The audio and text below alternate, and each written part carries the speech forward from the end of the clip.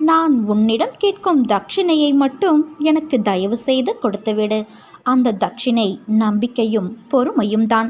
இந்த இரண்டும் எவரிடம் இருக்கிறதோ அவர்களுக்கு என்னுடைய அருள் நிச்சயம் கிடைக்கும். உன் வாழ்க்கையில் என்ன நடக்கிறது என்பதை உன்னால் உணர முடியவில்லையா? உன் பிரச்சனை என்ன என்பதை அறிந்து கொள்ள முயற்சி செய். அதற்கான வழியை நான் உன் மனதில் இருந்தபடி உனக்கு அருள்வேன். என்னால் முடியவில்லை, எனக்கு இது வராது, என்னால் எப்படி இவ்வளவு பெரிய விஷயத்தை செய்ய முடியும் என்ற எதிர்மறை எண்ணங்களை உடைத்து எறி. உன் சாயப்பா உன்னை விட்டு எங்கும் செல்ல மாட்டேன். இன்று கோபத்தில் என்ன பேசினாய் என்பதை உன்னால் உணர முடியவில்லை. உன் மனதிலிருந்து நானே உனக்கான பதிலை உன்னிடம் கூறிக்கொண்டேதான் இருப்பேன். அதை உணர்ந்து நட.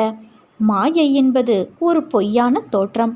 அதில் மாட்டிக்கொள்ளும் நிலையில் நீ இருக்கிறாய் என் குழந்தையே. அதிலிருந்து வெளியே வர உனக்கு நான்